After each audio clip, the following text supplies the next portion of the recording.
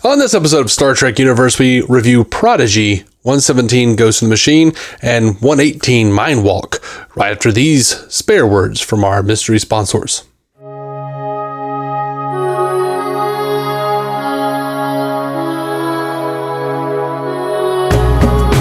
Welcome to Star Trek Universe, the podcast where you get to listen in on two lifelong friends do what they've always done, Pinky, talk about Star Trek. My name's Matthew Carroll. I'm David C. Robertson. You're not Pinky? I'm not. Norf? What is he saying? I don't know because I'm not Pinky. It's okay, man, to be Pinky. It's all right. No, I don't want to be Pinky. All right, Dave. Okay, we've got a lot to talk about today because 2 episodes, and Sure. I thought they were both pretty major episodes. You did? I did. I had a freaking blast. I said I'd watch these together today. So I'm like 2 weeks behind on the show. Like I haven't watched anything. Mm-hmm. And I got to watch them together as one like block of episodes. And man, it's good. I loved it. I absolutely loved both episodes. Awesome. Because the first episode, which I'm sure we'll dig into in detail, but you've got these, it's a, I was like, oh, good. A holodeck episode. But the 2 problems with the holodeck episode is nothing matters.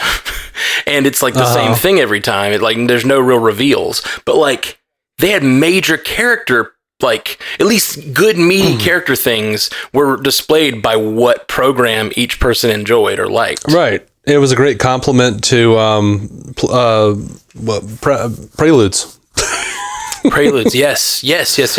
That was amazing. And then with the big reveal, which was also a character moment of Janeway as this like the sinister parts of her programming, I loved it. It was. I mean, this is huge. This is a big moment for the show. Like, this isn't just an episode where she did a bad thing. This has been in her programming all along since the beginning. And it's like it's just finally hitting them. Yeah, I love it. She's sort of been a sleeper agent the whole time, and she didn't even know it. Yeah, I did dig that. And I did love her heartbreak. Like, and Mulgrew played it very well. Like, realizing that it was her all along. Like, that was great. For a holodeck episode, it was pretty fun. It was so fun. It was... The reveal that the big octopus creature was the little cutesy thing from the beginning was hilarious. And Rock Talk, I don't know. The solution of firing fruit into its mouth was like very Tamagotchi, but like... I just loved it. And that's the thing. It was a little Tamagotchi thing that Rock Talk plays with. And it like, I know how to solve this. It needs fruit. Like it's so stupid and fun. And I liked that Jenkin Pog, his program was the same doctor from the Dauntless as like every enemy in the... Was it the same one? Oh, that's funny. Yeah. So every time you saw a Tellarite in that program, including the pirates?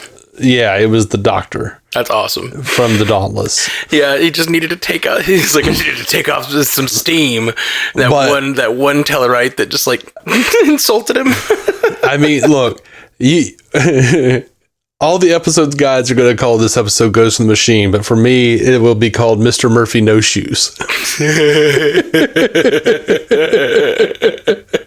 And that's agreed. Like, okay, that's obviously the one that I think means the least character-wise. Oh, I don't think so at all. It hints that he's far more capable and far more knowing than anyone ever guessed. I don't know about that, man. He's far more knowing. That's so funny, Dave. Dude, like, I'm serious. And you know what? Like, I was feeling like, look, Murph is over here, like, hitting buttons. He's getting into the program. He's choosing a 1940s, program and doing this, like, this lip syncing thing. And then I was actually reading an interview with one of the writers, and he was like, "Oh yeah, we really wanted to like make everyone wonder if Murph is like way more intelligent than we think he is." So I was like, "Okay, well, cool. I was on the right track. I adequately deciphered this children's show."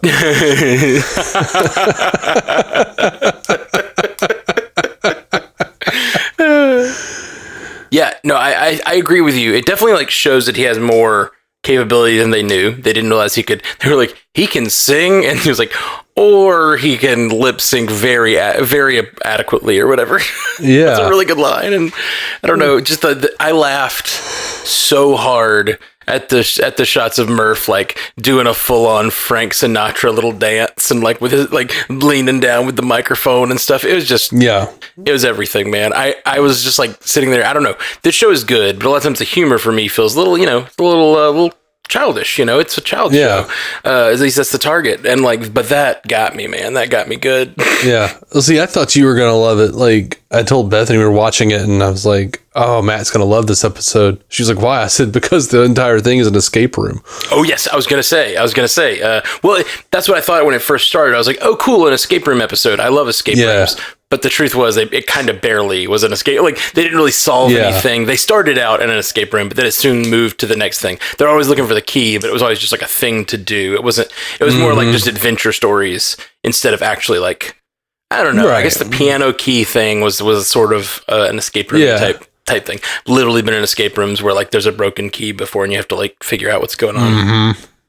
So that's I do love escape rooms. For those of you who don't know, I am a big escape room fan. I've done like 60 of them or something. I don't even know. I've lost track. I've never done one except for my own house. Sometimes you get locked in. I'm like, where are the keys? Okay. So I put them. I do that escape room every morning. Every morning taking my niece to school, I'm like running around the house like, this is why I don't wake up and have to do things first thing in the morning. Keys are nowhere. Yeah. Okay, so I thought that episode was just great. I mean, I guess we can just go and we've already talked about a lot of it, but like, I even liked that Doll, his thing that he wants is like a loyal crew, and then his like aesthetic for that is a pirate, which is I don't know, it's very Doll-ish. He's loving the life of like this, having this ship and running around the protostar, and it's sort of like, they are pirates right now. They're on like someone else's ship and they're running. I don't know. I liked that a lot as just the aesthetic. It didn't really do much with it, but just the aesthetic was great. And I love that, like in that program, Dal has the confidence that he imagines a captain would have, and no one questions his orders. Like, that's just like everything that he is wanting on the protostar. I did love that quite a bit. There's just something. It's such small. I mean, we're talking about a 22-minute epised. They go through like 5 environments or whatever, and they each show like what they're dealing with and what their hangups are and what they're like. Even when we're talking about Rock Talk and the she got a pet that would give her unconditional love, and that's like that's her thing, man. That's what she's wanted since the very beginning. She's been lonely and like unloved and like misunderstood, and she gets herself a pet. That's like, of course, Rock Talk would have a pet in the holodeck. Yeah, it's just perfect, man. It's a really good episode. Especially for a holodeck episode, as soon as it started, I was like, oh gosh, and then I was like, no, this won me over. This won me over big time. Yeah, like I'm hoping they'll have her start or stop giggling at nothing constantly. No. As I'll talk about it in the next episode, but I think that to me, that is one of the most annoying things, but I feel like it is at this point, I'm willing to headcanon it as like a self-conscious quirk. Like she's got like a little emotional tick where she just goes at everything. Well, no, I think it's less of an emotional tick, and it's more like, I think Rock Talk is very smart. And she's also very self-conscious. And I think she's got a lot of like little funny things that she's thinking that she's not necessarily sharing with the class. And my evidence for this is when she yelled down in this next episode, which we can get into now, when she yells down and goes, "Admiral Doll." And then you hear her almost off camera. She is off camera. And it's almost like not to Janeway. She goes, "Admiral Doll." She laughs. Like, I think she's just like thinking these little silly things, but she's self-conscious. She's not like one to take the spotlight and tell jokes. I think she just thinks things are funny, and she kind of laughs. And I loved when she did it with Admiral Doll. I cracked up. It was just so like that is what I do walking around the house by myself. And it's just fun to have a Star Trek character that's like that silly. I don't know. I love this show. So today I'm feeling it real hard. I see. And then the second episode, of course, was a little more like weighty, as in the real world, as it were. Not that this, I don't know. I just love that the first episode ended up having so much weight to it. But the second one was like clearly the bigger deal. Finally get Janeway interacting with the crew, at least her brain interacting with the crew, and Dal in like I could not stop laughing. Janeway, who the animators and Kate Mulgrew killed it on the like performance of Dal as Janeway. Yeah. So funny. Just you'd never see Janeway acting so loose and silly and like. I think the actor playing Dal did a really good job at doing Mulgrew too. 100%. And the animators, again, the way they had Dal's eyes move when she said certain things, it was just perfect. Just so good. But the Janeway stuff, like flopping around and acting silly and acting overly animated, and then at the end her back hurt. For those wondering, we are now talking about Prodigy 118 Mindwalk. That's right. We are. This is probably, I don't even know what this means, and that's probably why I love it so much. This is my favorite line of the series. I've changed my mind, but not in a weird way.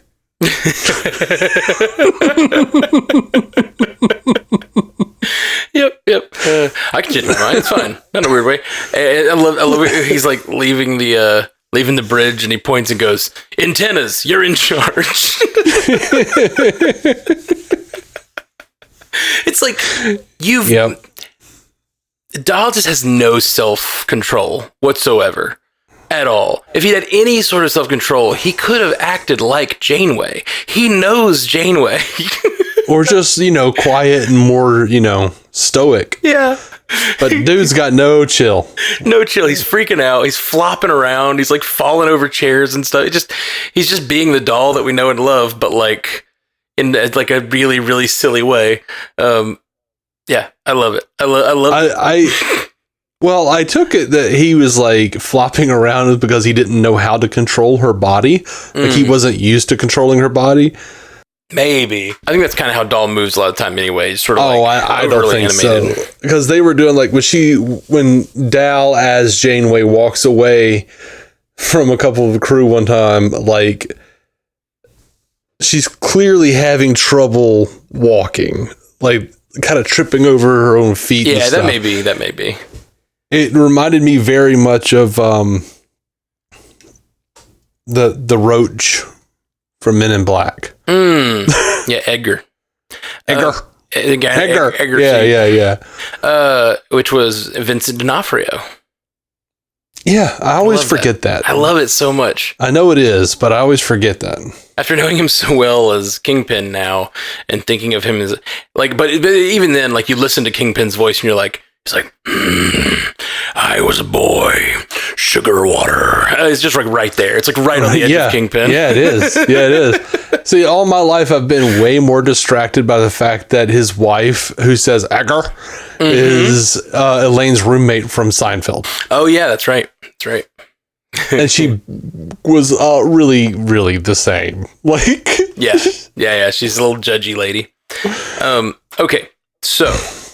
Yeah, it's just a fun episode, and we really focus in on Janeway and Doll on this episode. It's less of a full ensemble episode, and yeah, it's really, really good. It's really, really good. I thought you would enjoy the effect that they used when they got to transfer minds back. Did you notice? Like, it looked so like 60s. Original series to me, like the way they had both of them light up and then the like minds separated and stuff. Yeah, I did. Yeah, I thought you would enjoy that a lot. Yeah, I did. I was chuckling, going, "That's cool." But yeah, I really weirdly like my Trek fandom was satiated more by a couple of things. One, I loved Rock Talk going into like all the techno babble, and Jankum Pop was like, "Oh yeah, beep beep boop beep boop. I don't know what that means." I don't know how to do that. Yeah, that was really great. I really loved when beep boop. When they suggest the crazy ass thing for Janeway as Dal to do, going outside while in the warp bubble, the salamander line, dude, so like, good. She's I changed into a salamander. I was once a salamander. Like I wanted to change into a salamander. Nothing's too weird for me, or whatever. It's like, really girl, you gonna bring Threshold into this? Oh my god. Threshold's like the worst episode of Voyager ever. And it feels like that. I mean, it's clearly one that like the fans have made fun of a lot. So like, it's just a nice little nod to the fans, I think. It is definitely the Spock's brain of Voyager, though in this case, it actually is the worst episode of Voyager, whereas Spock's brain, there were worse episodes than Spock's brain. Sure. Spock's brain was a delightful jaunt. Right. It's ridiculous. It's got a ridiculous premise, but it's a fun episode. There are episodes that are just boring and still terrible premises. So at least that one's fun. Yeah. Yeah. I really liked it. I loved the moment between the two Janeways.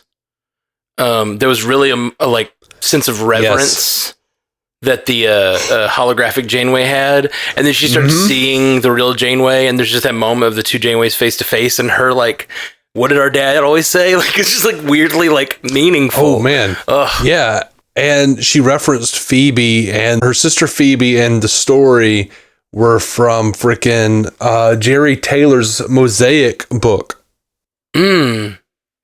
about Janeway's life. Interesting. That's cool. That's really cool. Dude, these writers love bringing in like extended universe stuff. That's so cool. That's so freaking cool.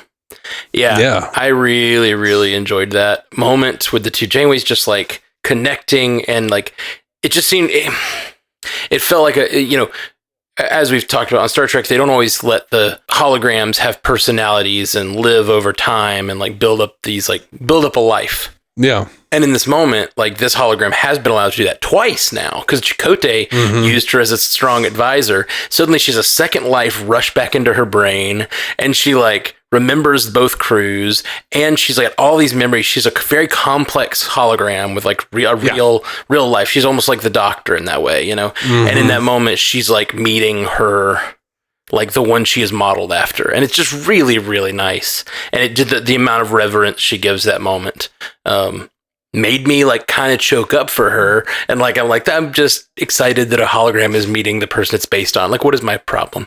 But and I love that, although we know like within like the confines of the episode, within the canon of the episode, she was Dal the entire time, but I love that they like did the pull past the beam, and then it was Admiral Janeway, right? So we the fans could see the Admiral as she really is with the hologram. I dug that, man. I dug that so hard. It was really good.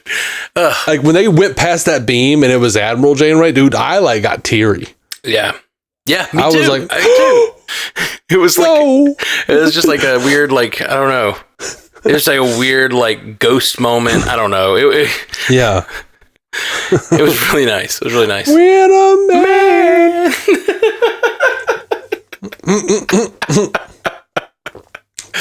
The two Janeways in a clay pot. Someone's writing that fan fiction, right? I am now. I think we just did.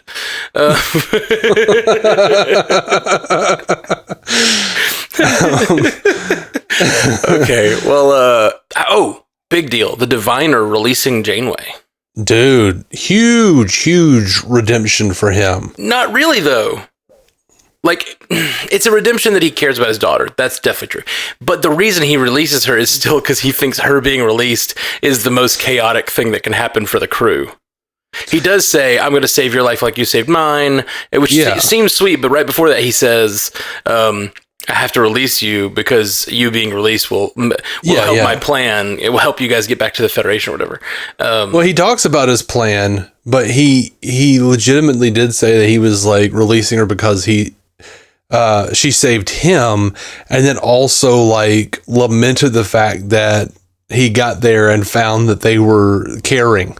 Right. And it was clear that he like had something very heavy weighing on him now, like that's duty versus, what what his feelings now are. It definitely gave him a complexity that we haven't seen up until now, where he's like, oh, we came back here to destroy the Federation because, it'll save our people. And I'm still going to do that. Like, that's still my goal. But I always thought the Federation were these evil people, sinister people, and you've been nothing but kind to me. Like, it's giving me pause about my plan, but I still have to do it. It's still my people. Like, he still has his alliances. So, no, I wouldn't say redemption, but, like, it definitely gives him complexity. So far, I would say it's not yet, like, a total redemption, but there is, like, it's more dimension that we've seen in him than we've seen before. 100%. And also, there was a look that he had when Dal, as Janeway, says, I understand, I would do anything to save her too. Yes. And it was such just a like, good line. He was taken aback, like, oh, like, man, there was some really good stuff in this episode. In that moment, I'd almost forgotten it was Dal on the table and not, like, it's just like I was thinking more about what the diviner was going through and his process. But then when Dal turned to say that, I was like, oh, goodness, it's so good. It's so good. I would do anything to save her too. Just like he cares about Gwen as much as her own father does. And in that moment, like, Dal could have, like, tried to fight him or tried to do something, but like he just like walks away. Cause I don't know. It's like that moment you see the bad guy and you're like, all right, in this moment we have a little bit of a, detente or whatever, because we both have the same goals, same care. It's good, man. It's good. I liked it. I just had nothing but fun with these 2 episodes, and it's exciting for me because I feel like these are the ones that are leading towards this big conflict that we've been waiting on. We've got 2 more episodes, right? Am I off? I believe this is 17 and 18. Yeah, so we should have 2 more. Yeah. So I think it was 20. Yeah, they did 10 and 10. So we've got 2 more episodes. It's led to this big conflict. All these Federation ships have like convalesced in this place, and it's time to like see what happens there. I saw all those ships, and I just thought my 13-year-old self would come seeing that ship. Like I felt like that was like, back in those days, you and I would be on the phone watching DS9. If and when we did see all those ships, we both went, oh! Yep, exactly. We didn't literally come, but speak for yourself. It sounded like it anyway. It did remind me of like the feeling of sitting on the couch watching, Deep Space Nine and in those like big Dominion War moments when big things like that would happen. And you just see like a Galaxy class ship burst into the fight, and you're like, oh yeah. It's just good stuff, man. It felt like that sort of a moment, but they're not coming to the rescue this time. They're all being put in danger. It's exciting. I love it. I love it. And it's like they're seeing it, and at first glance you're like, oh shit, we're dead. And then they're like, oh no, we're not. They're dead. Like, oh god. Yep. Oh yes. What a great. And then Janeway's on the bridge, or back in the brig with all of the information they need, but she's gonna have to somehow figure out how to make them trust her again. She's like, hey man, I mean, it seems like Star Trek universe as we know it, it would be very simple. Be like, okay, so the kid on the protostar, he's got Organian blood in him, and he like totally did like a mind transfer, and we swapped our brains. It's like Freaky Friday. Sure. And then he'd be like, that's logical. Sure. Shit like this happens every week. For sure. It does feel like they could explain it. And I think they will. She will try. But also, like, what are they going to, like, they're also going to have make that decision though of like, okay, well, if that's true, they've got a weapon that can destroy the Federation on that ship. Like, what do we do about it? You know? You know, even if they're, do they try to attack the ship? How does the protostar react? A lot of this story, and I normally hate these kinds of stories where like most of the, conflict is just people not knowing things about each other, you know? But it's been done well. It's felt fast, even though it's been, you know, an entire half of a half season. But I you know, I'm excited to see, like, now that Janeway's on that side, how does she, I'm sure she'll use some Janeway cleverness to convince everyone, you know. I don't know. It's going to be good. I think it's going to be good. I agree. I'm looking forward to it, and I've had some fun with these last few episodes. Yeah. So, anybody write in any feedback this week?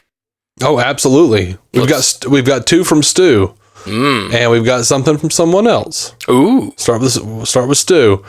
Hey guys, sorry I didn't contact you last week. Let's just say there was a communication issue. The issue was that we had uploaded an episode that cut off in the middle. Yes. If you recall. Yes, if anybody's listening, that full episode should be up and fixed now. Is it? Did I Sorry fix about it? that. As far as I know, you did. You told me you did. I hope I did. Well, the reason I'm like, it's like that oven, they left the oven on feeling. I'm pretty sure I fixed it, but now I'm like, wait, did I fix it? Right. He says, Preludes, really liked it. It answered some questions and also raised some possibilities, like what if more of the Diviner's people had been cast to different time periods when the time portal collapsed? Past or future, imagine the possibilities. Maybe Morn was a Val-Nukat all along, doing long-term espionage work at Quarks. Think about it. Though I could also see it being a throwaway gag in a future season of Lower Decks.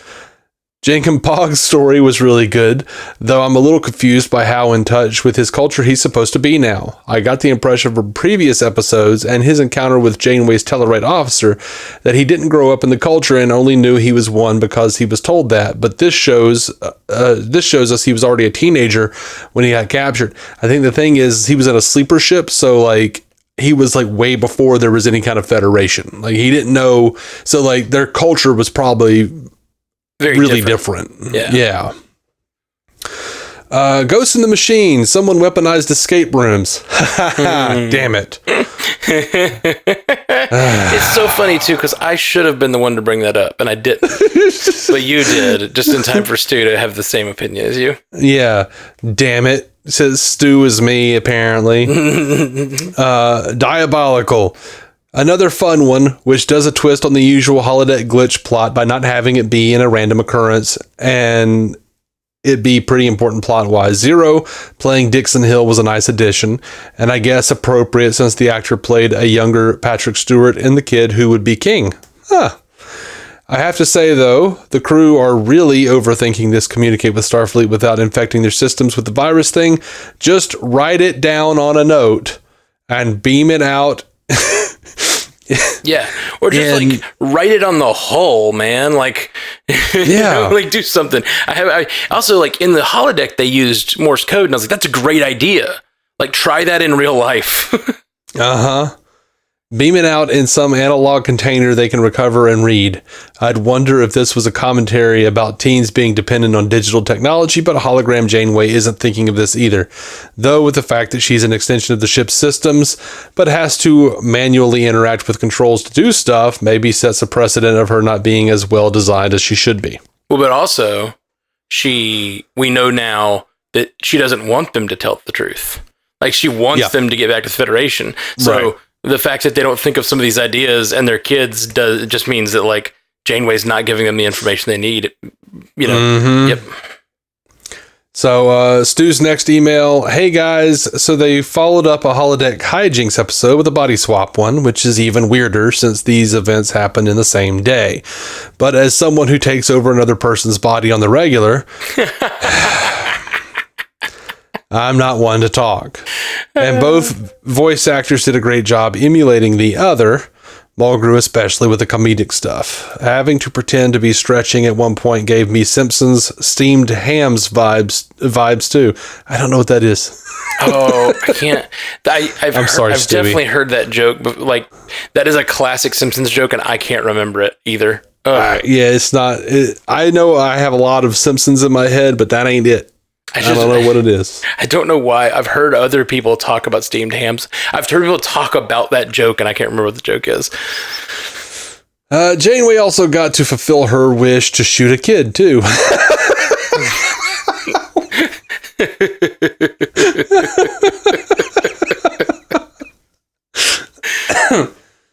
I don't know how I'm supposed to buy the cliffhanger of her being in the brig as that big a deal, though, because it seems like if she could talk to her first officer and take 10 seconds to explain she was body swapped, he'd probably go, "Oh, that makes sense. Out you come." The Diviner's change of heart was a nice moment, but kind of ominous going into a 2-part finale titled Supernova, which I reckon gives us a high probability he's going to die heroically, piloting the protostar to a safe distance just before it explodes, because that's one of the few acceptable ways to show a character's death on a Nickelodeon animated show, and because John Noble probably costs the most money, recurring character-wise. That's a great point.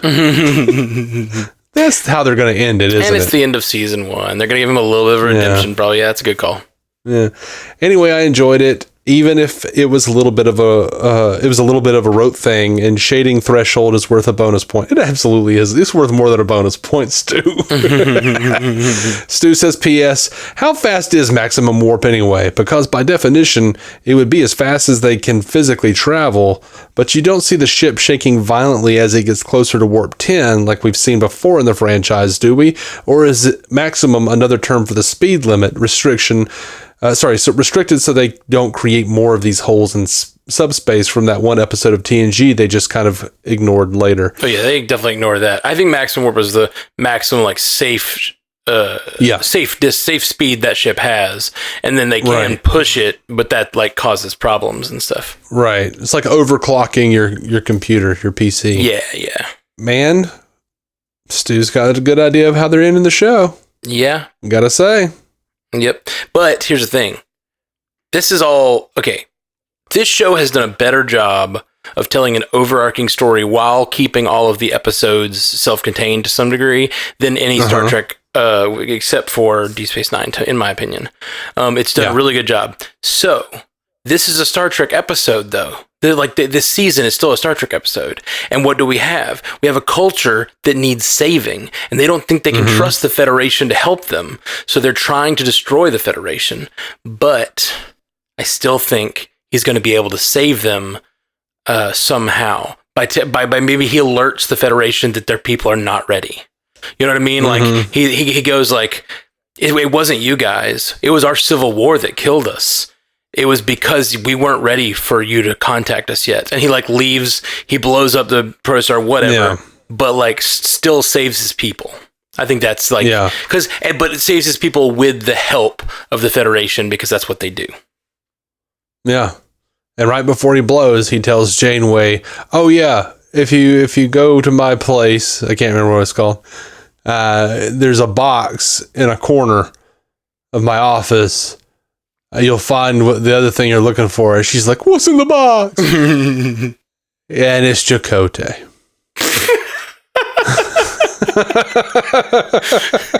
Wait, like, are we talking 7 here? Is it a Chakotay head? Yeah. Oh, yeah. Sure. You've been saying they're going to write him off somehow. That seems like a dark path. And like he's added to the tattoos. He's added to the tattoos with like a magic marker. Actually, this next piece of feedback ties into what you just said. On Apple Podcasts, Runner 620 gives us 1 star. Says too much politics, not enough Trek. I don't care about Robert Beltran's politics any more than I care about Mitch McConnell or Nancy Pelosi's TV preferences. Spending long chunks of time on political tangents is not the podcast I was hoping for when I clicked on this. Well, we're glad you enjoyed it. I'm glad you came by. If you like our show, please head over to the iTunes or podcast, Apple Podcasts, and give us a couple 5-star reviews. Help us counteract those 1-star reviews. But no, I don't even think we didn't sit here and talk about how terrible he was for his politics. We said it's a thing that might affect the show. That's so. I mean, we do get political sometimes. Don't get me wrong, but no. I don't even think we talked about his politics. We just said the production doesn't like it. Yeah, I was just saying they might write him off because he, just like Supergirl wrote Dean Cain off when he got a little Trumpy. That's all I'm saying. Yeah, exactly. That's a weird 1-star review. These 1-star reviews, man. It's okay, man.